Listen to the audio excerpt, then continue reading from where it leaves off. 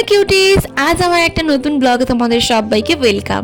আজকে বিকালবেলায় রেডি হয়ে চলে গেছিলাম চার্চে, কারণ চার্চে ছিল আজকে ইউথ কানেক্ট। আর ইউথ কানেক্ট মানে হলে অনেক আনন্দ, অনেক মজা, অনেক ফান। ইউথ কানেক্টে যেমন হচ্ছে আরাধনা থাকে, তেমন গান, অ্যাক্টিভিটিস, গেম সমস্ত কিছু থাকে। যেমন এখন দেখো আমি গেম খেলছি কিন্তু, আর দেখো কত সুন্দর করে ইজিলি আমি গেমটা জিতে গেলাম, দেখতে পেলো তো।